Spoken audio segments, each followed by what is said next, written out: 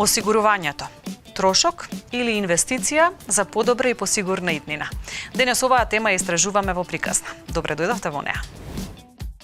За одржлив осигурителен пазар неопходно е осигурителните компании да бидат финансиски здрави. Што друго носиме во истражувањето кое што го подготвивме денес во приказна.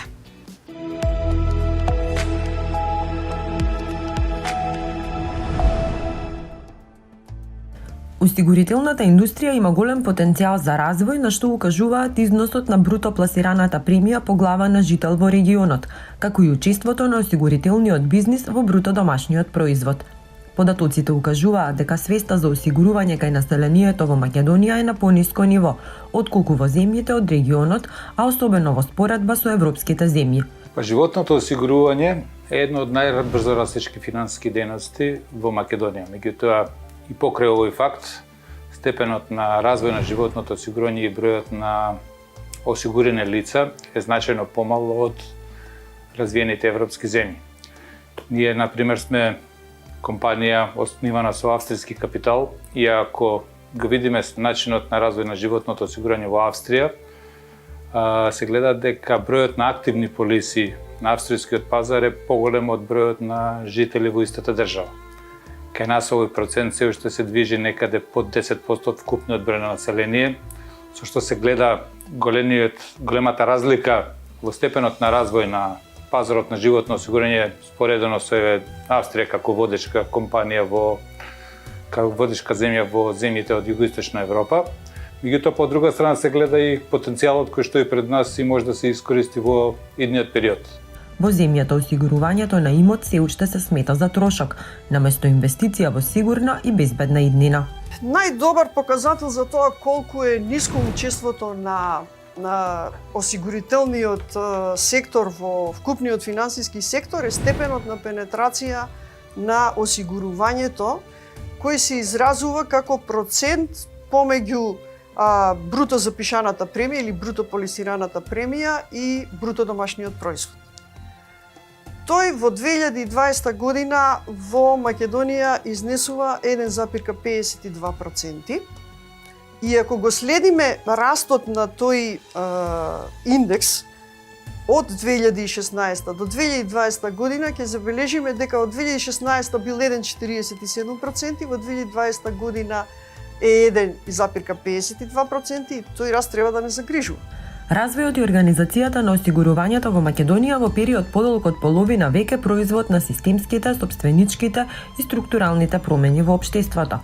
Осигурителниот сектор во земјава се карактеризира со ниско учество во финансискиот сектор. Степенот на развиеност на осигурувањето во нашава земја е на релативно ниско ниво, што да кажам не става уште на поповолна ситуација да се развиваме, че имаме огромна можност за развој, воведување на иновации и преземање на искуство од нашите матични компании.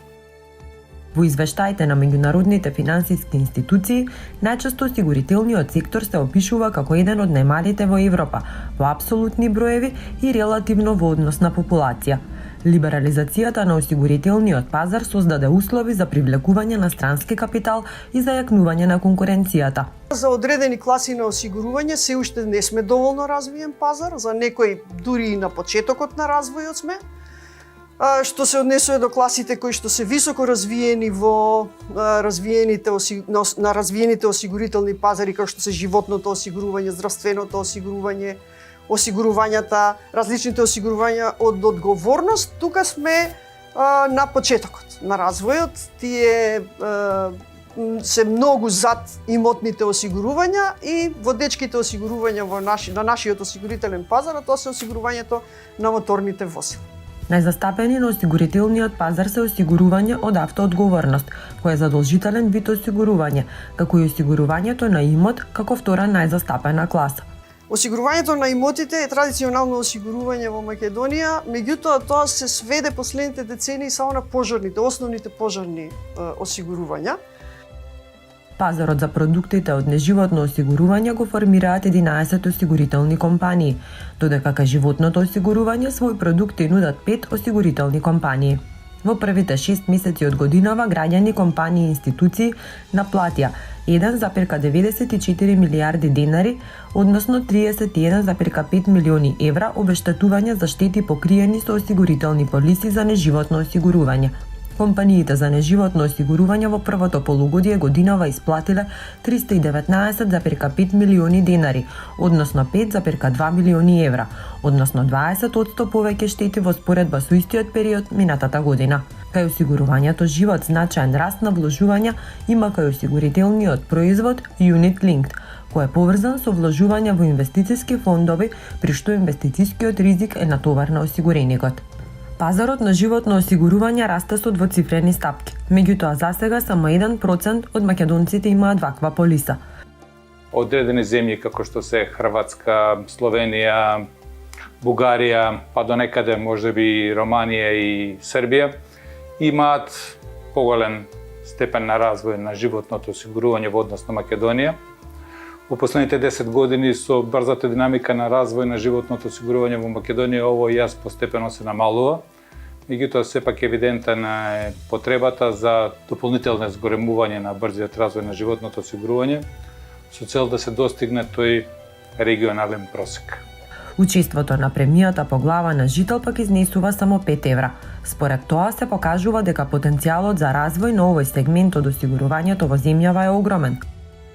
Исто така треба да се потенцира дека мора да се зголеми улогата и ангажирањето на осигурителните друштва во социјалниот живот и на тој начин ќе се добие една поголема свесност за тоа што работат осигурителните друштва, како тие се грижат за своите осигуреници, како се грижат за општеството, зашто секако осигурителните друштва имаат и пошироко општествено значење отколку само да надоместуваат штети. Полисите за животно осигурување се уште се незначителни, односно од вкупно случајните договори за осигурување што изнесуваат 1.023.983, само 6.971 се однесуваат на договорите за живот. Имено од вкупно бруто полисираните премии во износ од 7.013.622 денари, за неживот се 598.134 денари, а за живот 6.415.488 денари. Односно полисите за живот учествуваат со 8,5% во вкупното осигурување.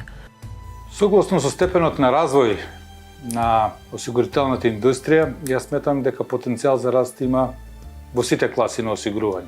Сепак имајќи предвид економската развиеност на земјата и финансската состојба како на населението, така и на корпоративниот сектор, одредени класи на осигурување во моментов имаат малце поголем потенцијал од останатите.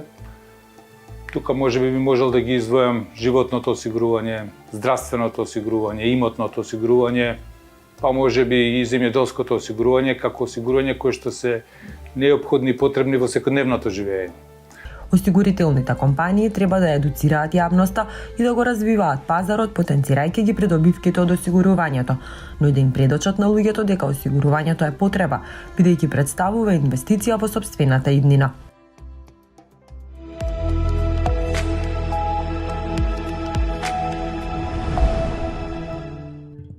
Секако дека иако животното осигурување кај нас бележи големи бројки на раст, се уште двоцифрени во однос на неживотното, се уште има огромен простор за, односно има огромен потенцијал за раст, затоа што споредбено со земјите во опкружувањето, а посебно со земјите од Европската унија, се уште е на ниски гранки, како и целиот сектор на осигурување воопшто. Кај нас се уште во вкупниот пазарен удел, во вкупниот пазар на осигурувањето 85% од прилика некаде отпаѓа на неживотното осигурување, 15% отпаѓа на животното осигурување, но тоа е со добра тенденција за раст и само покажува дека се уште има голем потенцијал на пазарот, како впрочем и во неживотното осигурување. Ако се споредиме со земјите во околината, ако ги земеме податоците за густина и за степенот на густина и степенот на пенетрација, значи кај нас осигурувањето учествува некаде со 1,5% во бруто домашниот производ, што е доста, да кажеме, ниско во однос на регионот, додека степенот на густина некаде изнесува, односно просечна премија по жител е некаде околу 4800-4900 денари, што е навистина пониско во однос на регионот, а да не разговараме за земјите од Европската унија. Тоа се должи на неколку фактори. Прво е пониската економска моќ на населението и слабата информираност за тоа што значи и колку чини осигурувањето. Тоа ние го знаеме најдобро од терен и затоа една од главните работи на осигурителната индустрија заедно со Агенцијата за супервизија на осигурувањето и Министерството за финансии, како и другите финансиски институции, е да во наредниот период преку таа една финансиска едукација го доближиме осигурувањето како продукт, односно како потреба инвестиција кон граѓаните, а не како трошок. Се менува полека, како што спомнав и претходно, тука најголема одговорност треба да превземеме ние компаниите, осигурителниот сектор, подпомогнати со државните институции. Секојдневно гледаме извештаи за пожари, несреќи, штети во земјоделието, но за жал се уште голем број од тие репортажи кои што ги гледаме или известувања од вас новинарите излегуваат дека не се покриени со осигурување. Голем дел од имотот на граѓаните, морам да кажам и државата, е во поголемиот дел е неосигуран. Имавме еден неофицијален фрапантен податок дека само 4% од имотот во Македонија е осигуран. Односно, ајде да кажеме, тоа се најчесто становите кои што дефолтно мора да се осигуруваат затоа што се под хипотека кај банката или се под залог. Компаниите голем дел имаат осигурување и најголемиот дел на осигурување на имот учествува кај нив, но се уште осигурувањето се сваќа како трошок. И ако го гледаме портфолиото на осигурителната индустрија, околу половина од колачот зафаќа задолжителното осигурување од автоодговорност, додека останатите класи полека, но сигурно напредуваат. Прво, потенцијал има во сите осигурителни класи. Повторно ќе кажам, ќе го тргнеме на страна автоосигурувањето, кое што е задолжително и кое што со некои движења на пазарот и со некои регулативи можеби ќе дојде до некоја либерализација на пазарот на автоосигурување, односно нема да биде регулирана цена од страна на државата, но во сите други класи има огромен потенцијал. Го спомнавме веќе доброволното здравствено осигурување, кое што има навистина голем раст, но навистина има и голем потенцијал. Имотните осигурувања секако се едно од големите потенцијали. Земјоделското осигурување, иако доста е застапено и расте, се уште не е во доволна експанзија, која што една прогласена земјоделска земја, ајде да кажеме, со која што многу се фалиме, за жал многу ниско е степенот на осигурување на посевите и плодовите. Тука се најголемите потенцијали, нормално имотните осигурувања, веќе ги спомнав, значи домаќинството за еден човек мислам дека нема посвето место од сопствениот дом, но за жал тоа е многу често не е осигуран. А цените се навистина може да варираат од 40 евра па нагоре, зависност од големината на станот. Но повторно ќе кажам, чини многу помалку од она што народот мисли или што граѓаните имаат перцепција.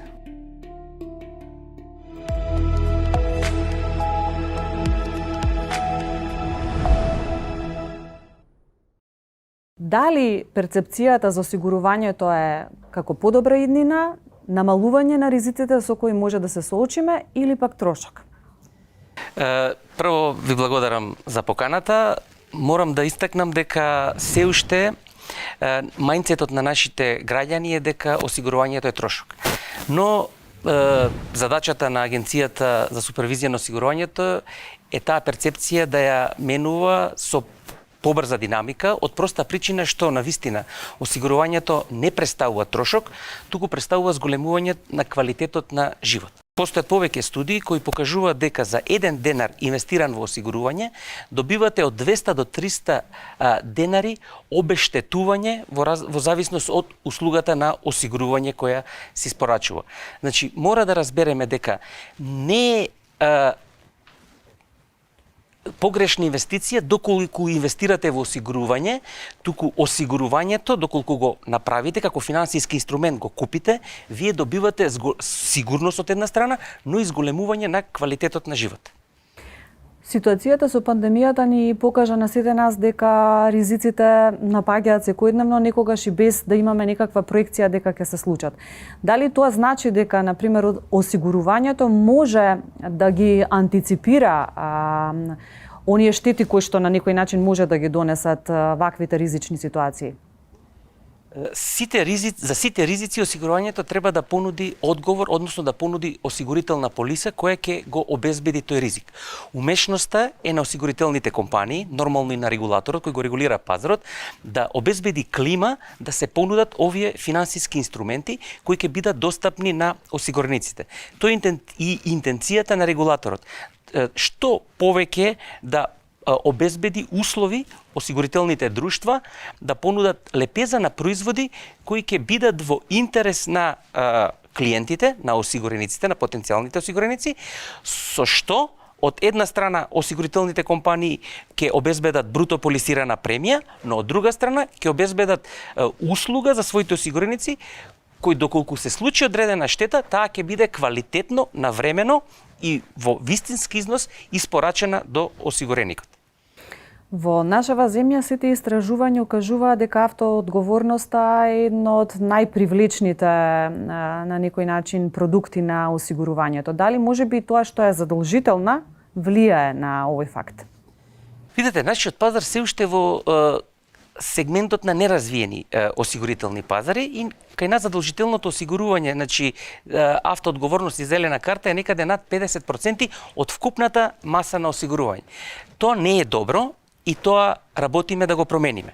Зошто не е добро? Се работи, како што рековте, за задолжително осигурување со утврдена цена и од друга страна имаме високи провизии на самото осигурување при продажбата. Тоа е една комодна зона во која се наоѓаат осигурителните друштва и ние како регулатор се трудиме да ги извадиме од таа комодна зона, да најдеме начин како преку супервизорски мерки да ја намалиме оваа висока провизија и од една страна да го поевтиниме нивото на осигурување, а од друга страна да ги натераме осигурителните друштва, акционерите и менеджментот на овие друштва да најдат начин како да произведат нови осигурителни производи или постојните да го зголемат бројот на нивна продажба, затоа што на крајот сите живееме од тоа ако имаме квалитет во осигурувањето, ако бидат задоволни не само компаниите, туку и осигурениците, односно клиентите кои ќе ги користат овие производи.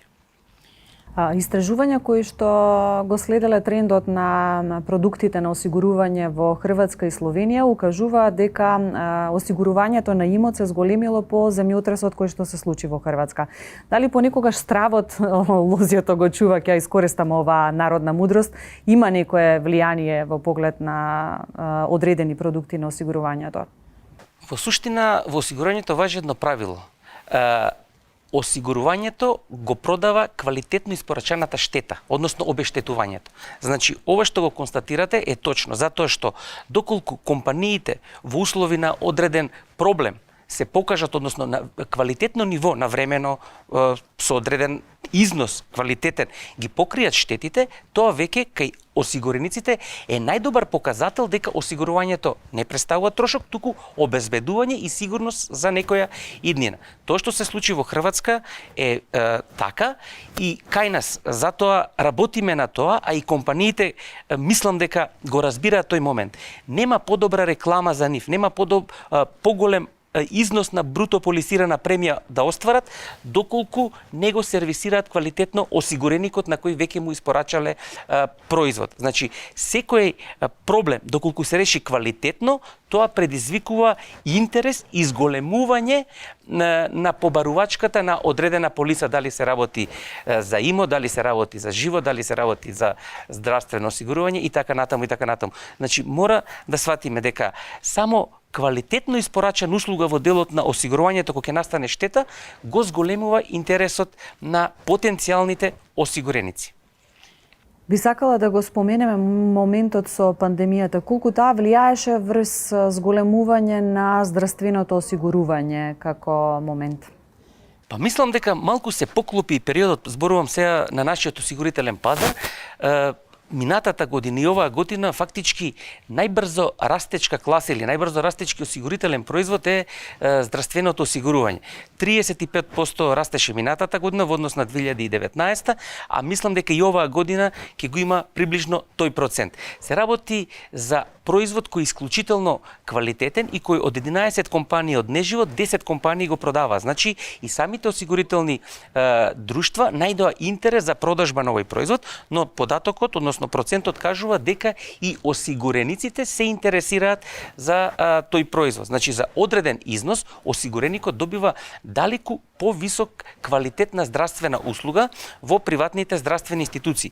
Се работи за вин-вин производ каде што тие што можат да си дозволат за одреден износ на купена здравствена осигурителна полица, од една страна добиваат осигурување, односно услуга медицинска на повисоко ниво, а од друга страна истите тие го растретуваат државното здравство, каде што нели условно речено граѓани кои не можат да купат осигурително приватно здравствено осигурување, ги користат државните здравствени услуги. При тоа е многу битно да напоменеме дека овие што купуваат приватно здравствено осигурување не се ослободени од обврската од своите месечни приходи и понатаму во суштина продолжуваат да ги плаќаат обврските ниме здравствено осигурување. Значи фондот за здравство не се намалуваат средствата во фондот за здравство, а од друга страна се теретува сегментот на државното здравство поради тоа што клиентите кои го користат приватното здравствено осигурување ги користат услугите во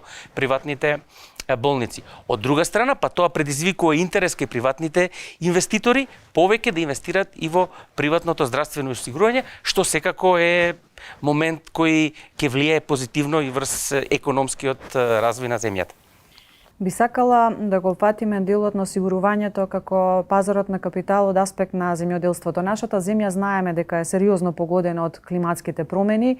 Имавме и различни периоди во кои што земјоделците беа сериозно погодени. Дали има интерес за земјоделско осигурување? Знаеме дека во Европската унија, например, тоа е многу атрактивно. Како е кај нас?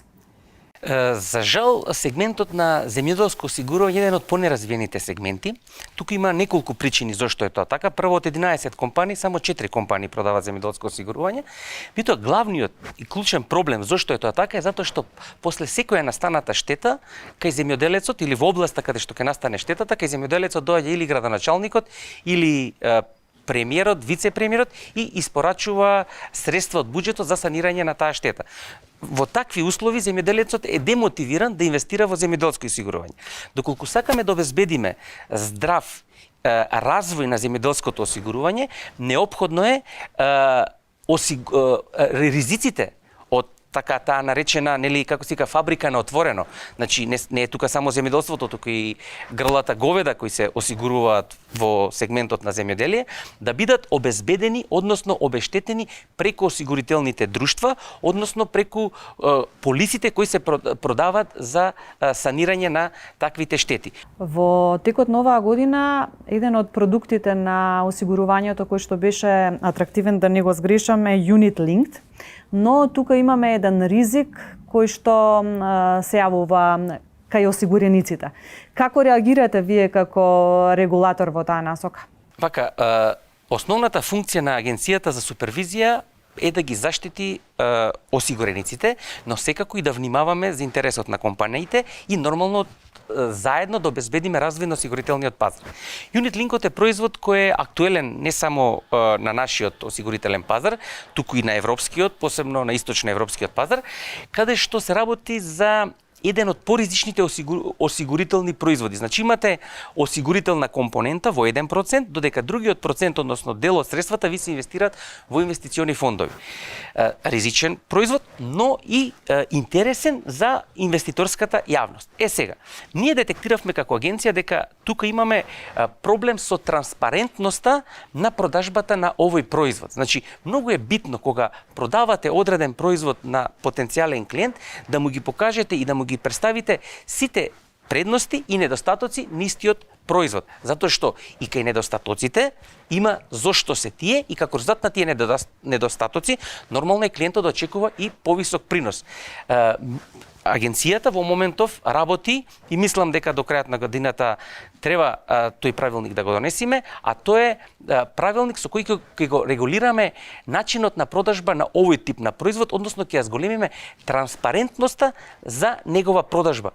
Пред купувањето на овој производ, клиентот да добие информации точно за каков производ се работи, кои се ризиците, колкава е провизијата и колкави се реалните очекувања кои може да ги има инвеститорот во тој производ во следниот период. За крај само уште ова, колку пандемијата ги смени бројките во поглед на пазарот на осигурување во нашава земја, ако направиме една паралела со глобалниот пазар на осигурување? Среќа во целата несреќа што се работи за неразвиен пазар и генерално немавме последици врз осигурителниот пазар, односно врз неговиот раст. И во 2020, во однос на 2019, имаше раст и во 2021 мислам дека ќе завршиме во однос на 2020 со раст. Чисто само да знаете, например, во првите 9 месеци неживотното осигурување порасна за 18%, додека животното некаде е околу 12% во однос на претходните 9 месеци од претходната година.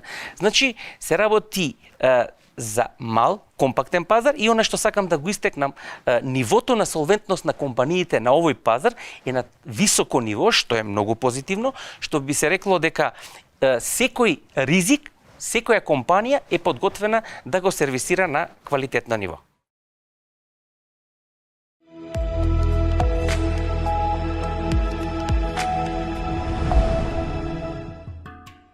Земјоделството како стопанска дејност во Република Северна Македонија учествува со 11% во бруто домашниот производ на земјата. Скоро половина од територијата е земјоделско земјиште, од каде најголем дел е растително производство. Од тука може да се каже дека оваа дејност на вистина влие врз економскиот развој на земјата, а воедно исто така обезбедува нешто што е најбитно за нас, односно ги обезбедува основните потреби на населението, храната. Од друга страна пак климатските непогоди се наметнуваат како една сериозна закана за земјоделското производство во денешно време. Се почесто земјоделците се соочуваат со неповолни временски настани од типот на град, суша, ран мраз, поплави и така натаму, кои влијаат врз нивниот принос. Од тука можам да кажам дека земјоделското осигурување представува навистина најбитна финансиска заштита, која ја зголемува отпорноста на земјоделецот и влијае врз потенцијалните, односно идните катастрофални финансиски загуби. Да, секако дека има, како што реков, земјоделците мораме да ги заштитиме, финансиски да ги заштитиме од овие временски непогоди. Согласно заклучоците од последната COP26 конференција, односно климатска конференција, планетата се трансформира пред нашите очи, што значи дека овие временски непогоди ќе бидат се почести и со се поголем интензитет. Па така, нашата финансиска поддршка, односно заштита на земјоделското производство е повеќе од неопходна. И покрај тоа што има мерка од страна на владата за субвенционирање, односно за кофинансирање на 60% од премијата до 150.000 денари во апсолутна вредност по земјоделско стопанство, сепак во моментов можам да кажам дека немаме воспоставена култура за земјоделско осигурување. Околу 3% од регистрираните земјоделски стопанства се осигурани. Најчесто тоа е растителното производство, малку поретко е сточарството. Светските искуства се различни, но можам да кажам дека едно е заедничко. Кога зборуваме за еден ваков сензитивен сектор кој што е прилично ранлив на неповолните временски настани, како најповолно решение кое несомнено ќе влие врз заштитата, врз довербата и сигурноста на земјоделците е воспоставување на еден систем на здружување на ризици или така наречен земјоделски осигурителен пул. Токму и светските искуства го покажуваат. Тоа имаме повеќе такви примери, односно пулови, како што е турскиот Тарсим, кој веќе успешно функционира уште од 2005 година. Потоа шпанскиот Агрисигуро, имаме пул во Азербејџан, во Израел, исто така имаме пул во Австрија, меѓутоа тој покрива ризик град и така натаму. Значи, концептите се слични, кај некој се работи за задолжителни пулови, задолжително земјоделско осигурување, кај некој не е задолжителен карактерот, меѓутоа целта е една единствена на сите нив, а тоа е да се обезбеди финансиска заштита на земјоделското производство. Развојот го гледам токму во воспоставување на земјоделски осигурителен систем, односно пул, кој што по примерот на позитивните светски искуства, бидејќи на таков начин сметам дека навистина ќе добиеме успешен систем од една страна и заштитени земјоделци од друга страна.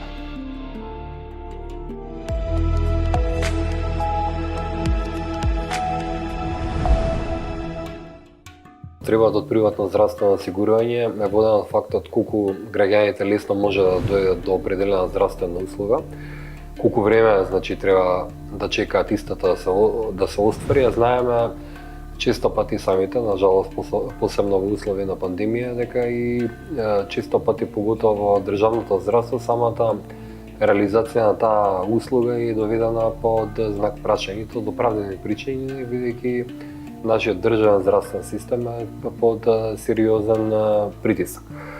Со самото тоа, значи, се наметна и потребата на приватното, односно дополнителното здравствено осигурување, кое пред се значи брзина и лесна достапност.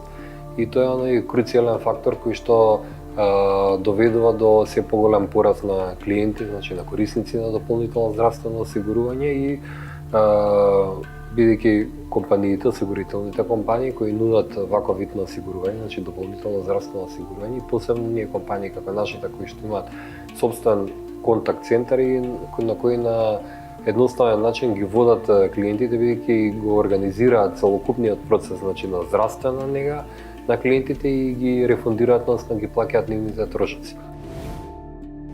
Клиентите стануваат свесни дека алтернатива на државното здравствено осигурување, на државниот здравствен систем е приватното здравствено осигурување и потенцијалот се гледа или по бројките, значи тоа е класа која има најголем раст од сите осигурување во текот на оваа година и во текот на минатата година и развојот на ова здравствено осигурување дополнително дополнително е придружен и од фактот што самиот развој на медицинска инфраструктура, посебно на територијата на Скопје, е доста голема и значајна. Тука пред се мислам на приватните болници и ординации, луѓето едноставно имаат избор дали да чекаат во државниот здравствен систем, каде што често пати нели големи редици, гужви, закажувања на прегледи трае со месеци или алтернатива брзо достапна услуга. Посебно приватното здравствено осигурување доаѓа на дневен ред кога луѓето ќе се изложат на клиентите ќе се изложат на некои нормално високи трошоци или пак често се соочуваат со некои здравствени проблеми и со цел да превенираат во иднина вакви случаи, оние решението го гледаат во овој тип на осигурување. Самиот факт дека голем дел од државните болници ги значи Министерството за здравство ги претвори во ковид болници или цели ковид оделенија, доведе до факт да се зголемува чекањето на останатите пациенти за други видови на специјалистички прегледи, друг вид на медицинска грижа и со самото тоа предизвика голем дел од клиентите кои што нормално може да си привиштат, да се свртат, да се дивертираат кон приватното здравствено осигурување, И со тоа у суштина нели да се зголеми самата свест. Тоа придонесе оваа класа да, како што и кажа веќе, да има страшен енормен пораст во изминативе 2 години. Со самото тоа што клиентите користат доброволно, односно приватно здравствено осигурување, ги избегнуваат оние непотребни гужви, чекање на редови и добиваат брзина и достапност на услугата. Секаде, значи, во светот, развиеноста на здравственото, доброволното здравствено осигурување зависи од поставеността на државниот здравствен систем, односно на поставеността на државните и на приватните болници, но е факт дека секаде постои во голема мера, значи, субституција нели на државното здравство од причини од кои што и претходно ги кажав, тоа е лесната достапност и брзината во нудењето на услуги, а многу често знаеме дека посебно кога се работи за здравјето на пациентите,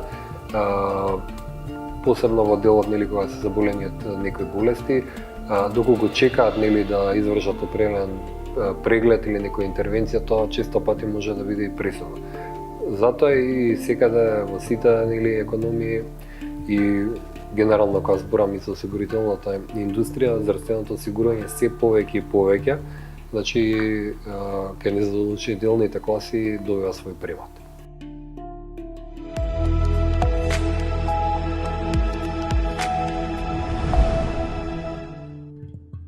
Примерно, најголем потенцијал има приватното здравствено осигурување. Денес граѓаните се повеќе го ценат своето здравје, бараат квалитетни услуги од страна на медицинските установи, бараат квалитетна докторска грижа и бараат да имаат соодветно решение кога ќе имаат потреба за лекување.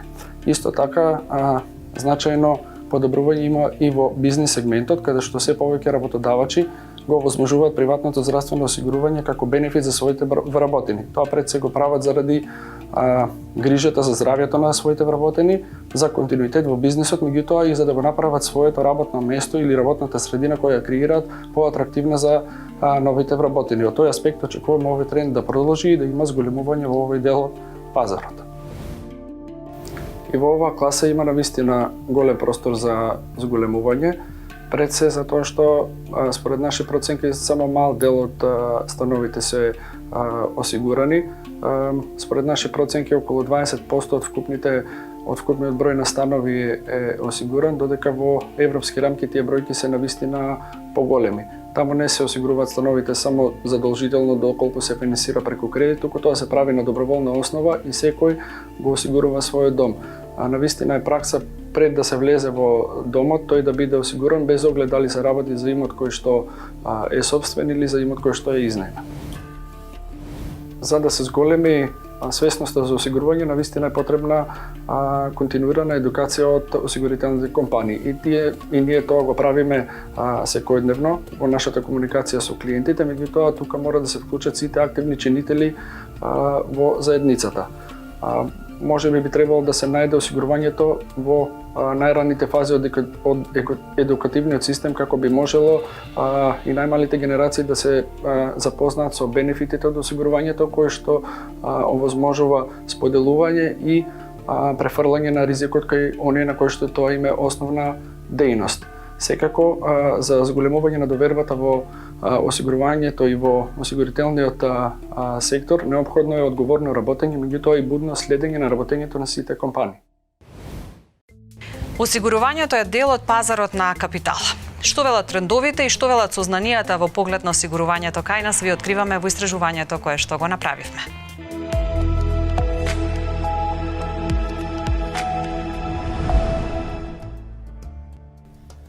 Осигурителните компании се важен сегмент на финансискиот пазар. Преку продажбата на осигурителните продукти тие мобилизираат финансиски средства со што учествуваат во дефинирање на понудата на финансискиот пазар.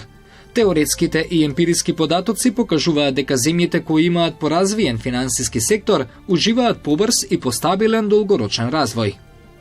Банкарскиот сектор е главен столб и двигател на развој на финансискиот пазар. Осигурувањето, иако по обем значајно помалце, сепак е еден од главните учесници на финансискиот пазар во Македонија. со вкупна годишна премија некаде околу 170 милиона евра, вкупни вложувања кои што осигурителните компании ги вршат на финансискиот пазар од околу 320 милиона евра и актива од над 400 милиона евра, дава до јасен показател дека животното осигурување сепак за економија како македонската е значаен учесник на пазарот на финансискиот пазар во Македонија. Добро развиен финансиски сектор значително влијае врз продуктивноста, што придонесува да се оствари повисок степен на долгорочен развој. Осигурувањето во таа насока игра важна улога во насочувањето на економскиот раст. Добриот развој, високиот развој на финансискиот пазар предпоставува развој на целокупната економија. Тоа значи развој на целата држава. Развиениот финансиски сектор придонесува за зголемување на продуктивноста, зголемување на или забрзан технолошки развој, затоа што обезбедува ресурси. Сето тоа овозможува еден долгорочен економски раст. Овој сектор придонесува за економски раст преку издавање на полиси за осигурување со кои им обезбедува одредена сигурност преку исплата на потенцијалните штети на корисниците на полисите, а едновремено преку комплементарноста со банкарскиот сектор и нивната инвестициона функција придонесува за развојот на економијата во една земја. Основната функција на осигурувањето е да направи одредена финансиска заштита во случај на настанување на одредени загуби, одредени несакани ситуации, како што се повреди, загуба на човечки животи, загуба на имот, здравствени потешкоти и така натаму. Но тоа не е само единствената функција која што има осигурувањето во економијата, има и многу други функции допринесува во економијата, почнувајќи од вработување на лица кои што извршуваат активностите на осигурување, плаќање на даноци, донации кои што ги даваме во општеството.